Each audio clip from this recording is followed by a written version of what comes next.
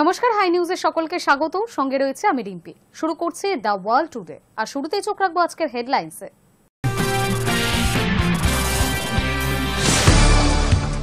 দীর্ঘ 5 বছর পর ফের চালু হচ্ছে ভারত চীন সরাসরি বিমান পরিষেবা। বিমান সংস্থা ইন্ডিগো জানায় 26 অক্টোবর থেকে সরাসরি ফ্লাইট চালু করবে। ভারত কোনো রকম অপমান সহ্য করবে না। নয়াদিল্লির পাশে দাঁড়িয়ে আমেরিকাকে সাফ বার্তা দিলেন রুশ প্রেসিডেন্ট ভ্লাদিমির পুতিন। জানালেন অন্য কোনো দেশের চাপে ভারত মাথা নোয়াবে না। মাত্র 10 মাসের মধ্যে সম্পত্তির নিরিখে নজির গড়লেন ইলন মাস্ক। $500 মিলিয়ন পেরিয়ে গেল তার সম্পদের মূল্য। বিগত 4 দিন ধরে গণবিক্ষোভে উত্তাল পাক অধিকৃত কাশ্মীর। আন্দোলনকারীদের দমন করতে নৃশংস অত্যাচারের পাশাপাশি নির্বিচারে গুলি চালাচ্ছে পাক সেনা। এই পরিস্থিতিতে ফের ফুঁসে উঠলেন নীলম ভ্যালি পাবলিক অ্যাকশন কমিটির মুখপাত্র তথা অধিকৃত কাশ্মীরের বিক্ষুব্ধ নেতা শওকত নওয়াজ মীর। দীর্ঘ 5 বছর পর ফের চালু হচ্ছে ভারত চীন সরাসরি বিমান পরিষেবা। গালওয়ান সংঘর্ষের পর টালমাটাল পরিস্থিতি কাটিয়ে উঠে দুই দেশের সম্পর্ক স্বাভাবিক হওয়ার পথে এগোনোর সঙ্গে এই সিদ্ধান্ত নেওয়া হয়েছে। বিমান সংস্থা ইন্ডিগো জানায় 26 অক্টোবর থেকে সরাসরি ফ্লাইট চালু করা হবে। দীর্ঘ 5 বছর পর ফের চালু হচ্ছে ভারত চীন সরাসরি বিমান পরিষেবা। গালওয়ান সংঘর্ষের পর টালমাটাল পরিস্থিতি কাটিয়ে উঠে দুই দেশের সম্পর্ক স্বাভাবিক হওয়ার পথে এগোনোর সঙ্গেই এই সিদ্ধান্ত নেওয়া হয়েছে। বিদেশ মন্ত্রকের ঘোষণার পর বিমান সংস্থা ইন্ডিগো জানায় তারা আগামী 26 অক্টোবর থেকে কলকাতা গুয়াংজু রুটে দৈনিক সরাসরি ফ্লাইট চালু করবে।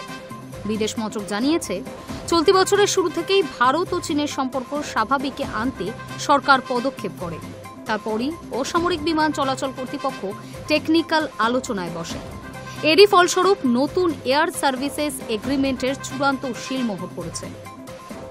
সূত্রের খবর, এই বছর শেষের দিকে এয়ার ইন্ডিয়াও চীনে ফের সরাসরি পরিষেবা চালু করতে পারে। ডোকলাম সংঘাতের পর এবং কোভিড-19 মহামারীর জেরে এই ফ্লাইট পরিষেবা বন্ধ ছিল। ইন্ডিগো জানিয়েছে, সাম্প্রতিক কূটনৈতিক আলোচনার পর সিদ্ধান্ত নেওয়া হয়েছে যে 26 অক্টোবর থেকে তাদের এয়ারবাস A320 নিও দিয়ে কলকাতা গুয়াংজু রুটে নন স্টপ ফ্লাইট চালু হবে। শীঘ্রই দিল্লি গুয়াংজু রুটেও সরাসরি বিমান চালানোর পরিকল্পনা রয়েছে। কোম্পানির দাবি, এই পদক্ষেপে দুই দেশের মধ্যে ব্যবসা, বাণিজ্য ও পর্যটনের নতুন দিগন্ত খুলে যাবে। বিদেশ মন্ত্রক বলেছে, অপারেশনাল শর্ত পূরণ সাপেক্ষে এবং নির্ধারিত এয়ারলাইনের বাণিজ্যিক সিদ্ধান্ত অনুযায়ী অক্টোবরের শেষের দিক থেকে ভারত ও চীনের মধ্যে সরাসরি বিমান পরিষেবা ফের শুরু হবে। এই পদক্ষেপকে দুই দেশের সম্পর্ক স্বাভাবিক করার পথে এক গুরুত্বপূর্ণ ধাপ বলে মনে করা হচ্ছে। গত বছর ডেপসাং ও দেমচকে বাস্তব নিয়ন্ত্রণ রেখা থেকে সেনা প্রত্যাহার প্রক্রিয়ার পর শুরু হয় একাধিক আস্থা তৈরির পদক্ষেপ, যার মধ্যে ছিল উচ্চ পর্যায়ের কূটনৈতিক বৈঠক, সামরিক আলোচনা এবং কিছু পণ্যের বাণিজ্য নিষেধাজ্ঞা শিথিলকরণ। চীনের বিদেশমন্ত্রী ওয়াং ই এর সাম্প্রতিক দিল্লি সফরের পর থেকেই দুই দেশের মধ্যে সরাসরি ফ্লাইট ফের শুরু করার আলোচনা গতি পায়। High News network.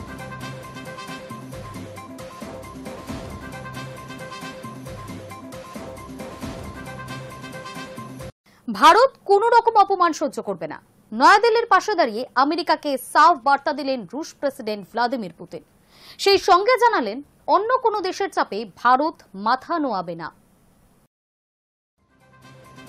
ভারত কোনো রকম অপমান সহ্য করবে না।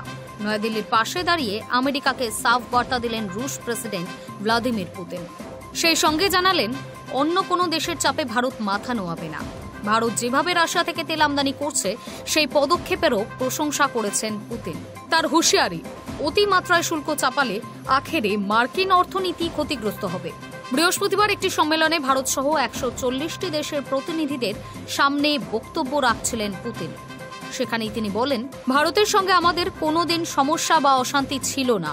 আমি জানি ভারত অপমান সহ্য করবে না। বাইরে থেকে কোনো দেশের যতই চাপ আসুক না কেন মাথা নোয়াবে না ভারত। প্রধানমন্ত্রী নরেন্দ্র মোদীকে বন্ধু বলে সম্বোধন করে পুতিনের দাবি, যে পদক্ষেপে ভারত অপমানিত হবে এমন কোনো কাজ করবে না মোদী। রুশ তেল কেনা নিয়েও ভারতের পাশে দাঁড়িয়েছেন পুতিন।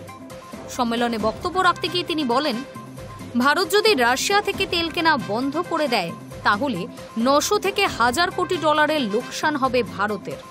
সেই দেশের আমজনতা খুব ভালোভাবে লক্ষ্য করবেন যে নেতারা দেশের জন্য কি সিদ্ধান্ত নেন। দেশের অপমান হবে এমন কোনো সিদ্ধান্ত নেবে না ভারতের নেতারা।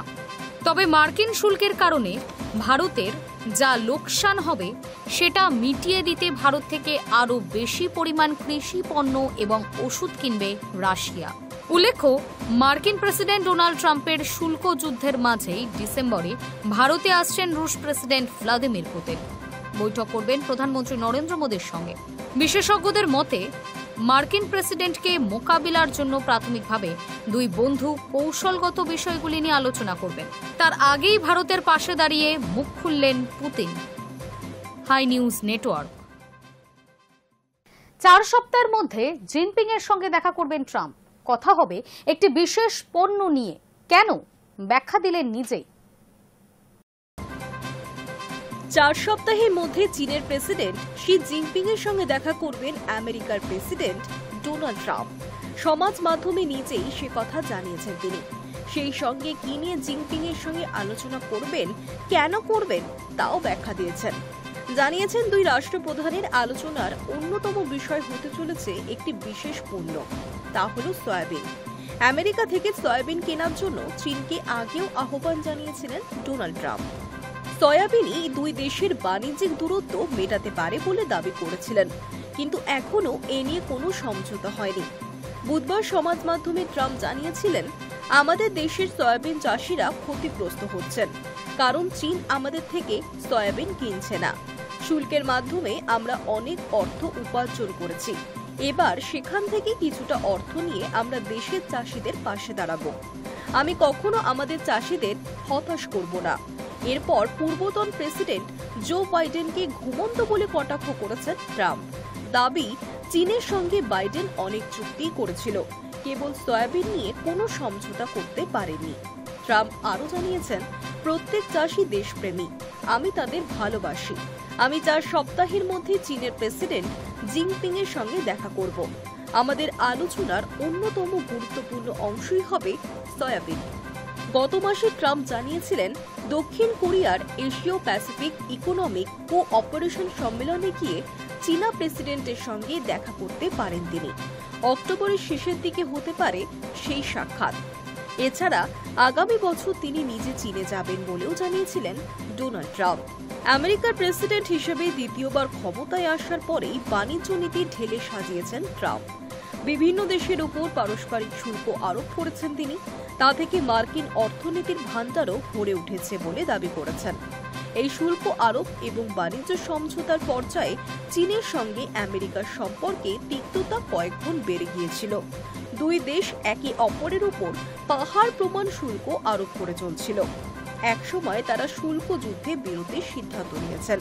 ফলে আপাতত আমেরিকা এবং চীনের শুল্ক সংঘর্ষ স্থিমিত। সয়াবিন নিয়ে অক্টোবরের বৈঠকে দুই রাষ্ট্রপ্রধান একমত না হতে পারলে জটিলতা আরও বাড়বে। Hi News Network.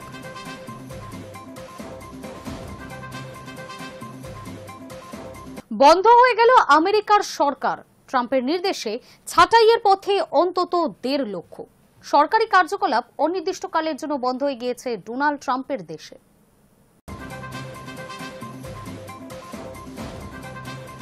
বন্ধ হয়ে গেল আমেরিকার সরকার। জানা গিয়েছে, সরকারি কার্যকলাপ অনির্দিষ্টকালের জন্য বন্ধ হয়ে গিয়েছে ডোনাল্ড ট্রাম্পের দেশে। অর্থাৎ দেশ পরিচালনার যাবতীয় কাজেও দাঁড়ি পড়ল বুধবার থেকে। বিশ্লেষকদের মতে এই ঘটনায় বহু মানুষের চাকরি যাবে, কারণ সরকার বন্ধ হয়ে যাওয়ার পরই ট্রাম্প হুঁশিয়ারি দিয়েছেন কাজ হারাবেন বহু মানুষ। অন্তত 1.5 লক্ষ সরকারি কর্মী ছাঁটাই হতে পারেন বলে অনুমান। ঠিক কি ঘটেছে আমেরিকায়? মার্কিন অর্থবর্ষ শেষ হয় 30শে সেপ্টেম্বর। তাই মঙ্গলবার অর্থবর্ষের শেষ দিনে নিয়ম মাফিক মার্কিন সরকারের জন্য বরাদ্দ তহবিল ফের নতুন করে স্থির করা হয়। কিন্তু নতুন অর্থবর্ষের জন্য তহবিল গঠনে একমত হতে পারেননি রিপাবলিকান এবং ডেমোক্র্যাট সেনেটরা। শেষ পর্যন্ত রিপাবলিকানরা প্রস্তাব দিয়েছেন অন্তত 21শে নভেম্বর পর্যন্ত সরকারি কাজ চালিয়ে যাওয়ার জন্য একটি স্বল্পমেয়াদী তহবিল গঠন করা হোক। কিন্তু তাতেও সেনেটের সমর্থন জোগাড় করতে পারেননি ট্রাম্পের দলের সাংসদরা, আর তারই ফলশ্রুতি শাটডাউন। বুধবার থেকেই মার্কিন সরকার পুরোপুরি বন্ধ। যেহেতু তহবিল গঠিত হয়নি, তাই সরকারি কর্মীদের বেতন দেওয়া হবে না। যে সমস্ত সরকারি বিভাগগুলি জরুরি পরিষেবা তালিকায় পড়ে না, সেই বিভাগগুলি পুরোপুরি বন্ধ হয়ে যাবে। জরুরি পরিষেবাগুলি চললেও সেখানকার কর্মীরা প্রাপ্য বেতন পাবেন না। এই তালিকায় পড়ে আমেরিকার সেনাবাহিনী, সীমান্তরক্ষী এবং এয়ার ট্রাফিক নিয়ন্ত্রণকারীরা। যতদিন শাটডাউন চলবে ততদিন বিনা বেতনে কাজ করে যেতে হবে তাদের। উল্লেখ্য, ট্রাম্প প্রথম দফায় প্রেসিডেন্ট থাকাকালীন 2018 সালে মার্কিন সরকার বন্ধ হয়ে গিয়েছিল। 35 দিন পর্যন্ত জারি ছিল এই অচলাবস্থা। দেশের এহেন দুর্দিনে ট্রাম্প হুঁশিয়ারি দিয়েছেন, এই শাটডাউনের ফলে অনেক চাকরি যাবে, কারণ সরকারের জন্য যা কিছু অপ্রয়োজনীয় বা অতিরিক্ত সেই সবকিছুই ছেঁটে ফেলা হবে। অর্থাৎ শাটডাউনের সময় যে দপ্তরগুলি বন্ধ থাকছে সেগুলি পুরোপুরি বন্ধ করে দিতে পারেন মার্কিন প্রেসিডেন্ট। ফলে হাজারে হাজারে মানুষ কর্মহীন হয়ে পড়তে পারেন। সেই সঙ্গে ট্রাম্পের হুঁশিয়ারি, ডেমোক্র্যাটদেরই ছাঁটাই করা হবে। বিশ্লেষকদের মতে আগামী কয়েকদিনে 1.5 লক্ষ সরকারি কর্মী ছাঁটাই হতে পারেন। Hi News Network. প্রকাশ্যে ছুরি নিয়ে এলোপাতাড়ি হামলার ঘটনা ঘটল ব্রিটেনের ম্যানচেস্টারে। সেই ঘটনায় এখনো পর্যন্ত 2 জনের মৃত্যু হয়েছে বলে খবর। আহত অবস্থায় চিকিৎসাধীন আরও বেশ কয়েকজন। প্রকাশ্যে ছুরি নিয়ে এলোপাতাড়ি হামলার ঘটনা ঘটল ব্রিটেনের ম্যানচেস্টারে। সেই ঘটনায় এখনো পর্যন্ত 2 জনের মৃত্যু হয়েছে বলে খবর। আহত অবস্থায় চিকিৎসাধীন আরও কয়েকজন। স্থানীয় পুলিশ সূত্রে খবর, হামলার ঘটনায় সন্দেহভাজন আততায়ীকে গুলি করা হয়। পরে হাসপাতালে মৃত্যু হয় তার। জানা গিয়েছে, বৃহস্পতিবার ম্যানচেস্টারে ইহুদিদের একটি উপাসনালয়ের সামনে আচমকাই ভিড়ের মধ্যে এক আততায়ী ছুরি নিয়ে এলোপাথারি চালাতে থাকেন। প্রাণ বাঁচাতে হুড়োহুড়ি পড়ে যায় উপস্থিত জনতার মধ্যে। খবর যায় গ্রেটার ম্যানচেস্টার পুলিশের কাছে। খবর পেয়ে তড়িঘড়ি ঘটনাস্থলে পৌঁছায় পুলিশ। আততায়ীকে নিরস্ত্র করার চেষ্টা করা হয়। আততায়ী সন্দেহে একজনকে গুলি করা হয়। ঘিরে ফেলা হয় গোটা এলাকা। প্রাথমিকভাবে পুলিশ জানিয়েছিল হামলার ঘটনায় 4 জন আহত হয়েছেন। তবে পরে জানা যায় 4 জন নয়, 5 জন আহত। তাদের মধ্যে 2 জনের মৃত্যু হয় চিকিৎসাধীন অবস্থায়। কি কারণে এই হামলা তা এখনো পর্যন্ত স্পষ্ট নয়। পুলিশ গোটা ঘটনার তদন্ত শুরু করেছে। শুধু ছুরি নিয়েই আততায়ী হামলা চালিয়েছেন নাকি তার সঙ্গে কোনো বিস্ফোরকও ছিল তাও খতিয়ে দেখছে পুলিশ। বম্ব স্কোয়াডের সদস্যরা ঘটনাস্থলে পৌঁছান। সাম্প্রতিক বছরগুলিতে এহেন হামলার ঘটনায় বারবার সাক্ষী থেকেছে ম্যানচেস্টার। বৃহস্পতিবার ঘটনার নিন্দা করেছেন ব্রিটেনের প্রধানমন্ত্রী কিয়ের স্টারমার, রাজা তৃতীয় চার্লস। ঘটনার পর থেকেই থমথমে পরিস্থিতি ম্যানচেস্টারে।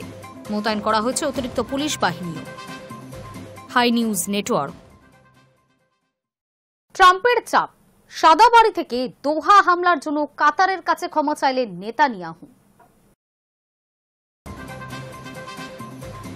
মার্কিন প্রেসিডেন্ট ডোনাল্ড ট্রাম্পের চাপেই নতি স্বীকার করলেন ইসরায়েলের প্রধানমন্ত্রী বেঞ্জামিন নেতানিয়াহু। দোহায় হামলার জন্য এবার সরাসরি ক্ষমা চাইলেন কাতারের প্রধানমন্ত্রী শেখ মোহাম্মদ বিন আব্দুল রহমান আল থানির কাছে, তাও আবার হোয়াইট হাউসে মার্কিন প্রেসিডেন্টের পাশে বসে। এই সম্পর্কিত একটি ছবি ইতিমধ্যেই প্রকাশ্যে এসেছে। জানা গিয়েছে, সোমবার ওভাল অফিসে ছবিটি তোলা হয়। ছবিতে দেখা যাচ্ছে ট্রাম্পের পাশে বসে রয়েছেন ইসরায়েলের প্রধানমন্ত্রী এবং তিনি ফোনে কথা বলছেন। সূত্রের খবর, সেদিন একাধিক বিষয় নিয়ে 2 রাষ্ট্রনেতা বৈঠক করেছেন। সেই সময় ট্রাম্প ইসরায়েলের প্রধানমন্ত্রীকে রাজি করিয়েছেন যাতে তিনি দোহায় সাম্প্রতিক হামলার জন্য কাতারের কাছে ক্ষমা চান। এরপরই নেতানিয়াহু কাতারের প্রধানমন্ত্রীর কাছে ক্ষমা চেয়েছেন। ভবিষ্যতে এই ধরনের কোনো হামলা থেকে ইসরায়েল বিরত থাকবে বলেও জানিয়েছে হোয়াইট হাউস। হামাসকে নিশ্চিহ্ন করতে উঠে পড়ে নেমেছে ইসরায়েল। গাজা যুদ্ধ শুরুর পর গোপন অভিযানে একের পর এক শীর্ষ হামাস নেতাকে খতম করা হয়েছে। প্রাণে বাঁচতে ইরান ও কাতারে আশ্রয় নিয়েছে বহু হামাস নেতা। এই পরিস্থিতিতে সম্প্রতি কাতারের রাজধানী দোহার একাধিক স্থানে গোলাবর্ষণ করেছে ইসরায়েল। তবে এই অভিযানে হতাহতের তথ্য সামনে আসেনি। ইসরায়েলের সেনার তরফে জানানো হয়েছে, হামাসের উচ্চ পদস্থ নেতাদের খতম করতে আইডিএফ এবং ইসরায়েল সিকিউরিটি এজেন্সি দোহায় অভিযান চালিয়েছে। বছরের পর বছর ধরে হামাসের এই সদস্যরা সন্ত্রাসী সংগঠনটির কার্যক্রম পরিচালনা করে আসছে। 2023 সালের 7 অক্টোবর ইসরায়েলের নৃশংস গণহত্যার জন্য তারা সরাসরি দায়ী। পাশাপাশি ইসরায়েলের বিরুদ্ধে তারা যুদ্ধ জারি রেখেছে। ইসরায়েলের এই হামলার তীব্র বিরোধিতা করেছে কাতার। জানানো হয়েছে ইসরায়েলের এই হামলা কাপুরুষতার পরিচয়, তারা আন্তর্জাতিক আইন লঙ্ঘন করেছে। এই ঘটনার পর বেশ কিছুটা জল ঘোলাও হয়েছে। অবশেষে দোহা হামলার জন্য ক্ষমা চাইলেন ইসরায়েলের প্রধানমন্ত্রী। Hi News Network. মাত্র 10 মাসের মধ্যেই সম্পত্তির নিরিখে নজির গড়লেন ইলন মাস্ক। গত বছর ডিসেম্বর মাসে বিশ্বের প্রথম মানুষ হিসেবে $400 বিলিয়ন বেশি সম্পত্তির মালিক হয়েছিলেন তিনি। এবার $500 বিলিয়ন পেরিয়ে গেল তার সম্পদের মূল্য।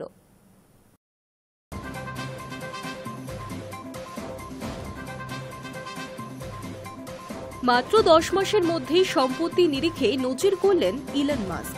গত বছর ডিসেম্বর মাসে বিশ্বের প্রথম মানুষ হিসেবে $400 বিলিয়ন বেশি সম্পত্তির মালিক হয়েছিলেন। এবার $500 বিলিয়ন পেরিয়ে গেল তার সম্পদের মূল্য। বিশ্লেষকদের মতে খুব দ্রুতই $1000 বিলিয়ন পেরোতে চলেছেন মাস্ক। পৃথিবীর একমাত্র ব্যক্তি হিসেবেই নজির করা এখন স্রেফ সময়ের অপেক্ষা। আমেরিকা নির্বাচনে ডোনাল্ড ট্রাম্প জেতায় ব্যবসায়িক ক্ষেত্রে বিরাট সুবিধা পেয়েছে টেসলা কর্তা, আর সেই কারণেই তার সম্পদের পরিমাণ বেড়ে $400 বিলিয়ন পৌঁছেছে, এমনটাই মনে করত বিশ্লেষক মহল। কিন্তু ট্রাম্পকে ছাড়াও ব্যবসায় বিরাট লাভ করতে পারেন তিনি, সেই বিষয়টি চোখে আঙুল দিয়ে দেখিয়ে দিয়েছেন মাস্ক। চলতি বছরেই ট্রাম্প সরকারের ডিপার্টমেন্ট অফ গভর্নমেন্ট এফিসিয়েন্সির প্রধান পদ থেকে সরে দাঁড়িয়েছেন টেসলা কর্তা। তা সত্ত্বেও তার সম্পত্তির পরিমাণ লাফিয়ে বেড়েছে। মাসখানেক আগে অবশ্য কয়েক ঘন্টার জন্য বিশ্বের ধনীতম ব্যক্তির শিরোপা মাস্কের হাতছাড়া হয়ে যায়। ব্লুমবার্গের রিপোর্ট সূত্রে জানা গিয়েছে, সম্পত্তির নিরিখে মাস্কে টপকে গিয়েছেন ল্যারি এলিসন। সেই সময় মাস্কের সম্পত্তির মোট পরিমাণ ছিল $38,500 কোটি। অন্যদিকে ল্যারির সম্পত্তি বেড়ে $39,300 কোটি পৌঁছে যায়। কিন্তু কয়েক ঘন্টার মধ্যেই ল্যারির তুলনায় $100 কোটি বেড়ে যায় মাস্কের সম্পদ। আবারও বিশ্বের ধনীতম ব্যক্তি হয়ে ওঠেন মাস্ক। বুধবার প্রকাশিত ব্লুমবার্গের নতুন রিপোর্ট অনুযায়ী বর্তমানে মাস্কের সম্পত্তির পরিমাণ $500.1 বিলিয়ন, অর্থাৎ ভারতীয় মুদ্রায় 44 লক্ষ কোটি টাকারও বেশি। পৃথিবীর ইতিহাসে আজ পর্যন্ত কোনো ব্যক্তির সম্পত্তির পরিমাণ $500 বিলিয়ন ছুঁতে পারেনি। প্রথম ব্যক্তি হিসেবে অনন্য নজির করলেন স্পেস এক্স কর্তা। মাস্কের নিকটতম প্রতিদ্বন্দ্বী ল্যারি এলিসনের সম্পদের পরিমাণ $350 বিলিয়ন। বিশ্লেষকদের মতে এই গতিতে মাস্কের সম্পদ বাড়তে থাকলে 2033 সালের মধ্যেই প্রথম মানব হিসেবে $1000 বিলিয়ন সম্পত্তি কামানোর নজির করবেন মাস্ক। High News network.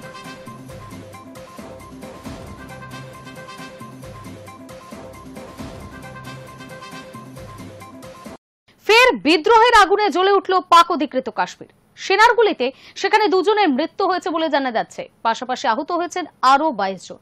অধিকৃত কাশ্মীরের জনগণের মৌলিক চাহিদা পূরণের দাবিতে শান্তিপূর্ণ আন্দোলনে সেনার এই নৃশংসতার বিরুদ্ধে ফুঁসে উঠছে জনতা।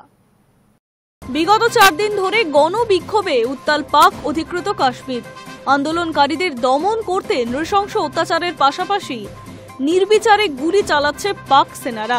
এই পরিস্থিতিতে ফের ফুঁসে উঠলেন নীলম ভ্যালি পাবলিক অ্যাকশন কমিটির মুখপাত্র তথা অধিকৃত কাশ্মীরের বিক্ষুব্ধ নেতা Shawkat Nawaz Mir.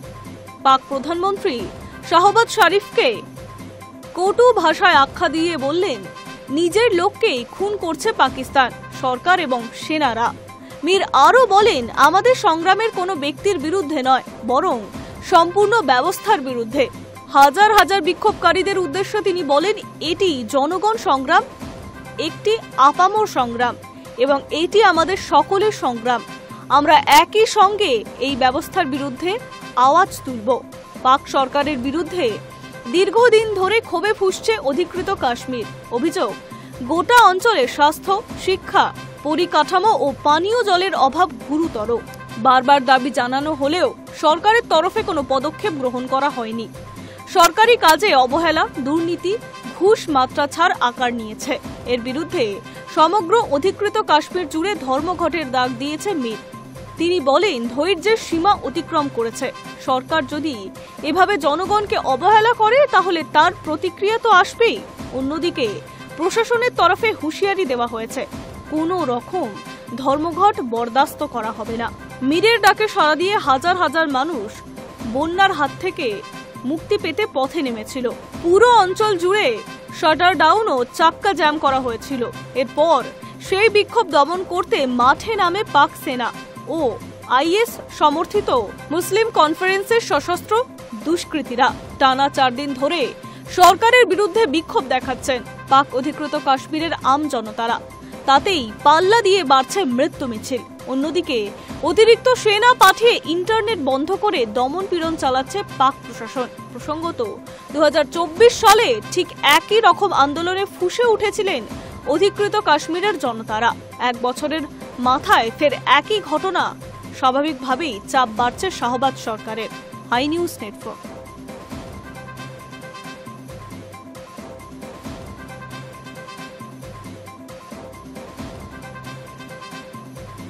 The world today এখনকার মতো এই পর্যন্তই। নজর রাখুন হাই নিউজে, নির্ভীক, নিরপেক্ষ।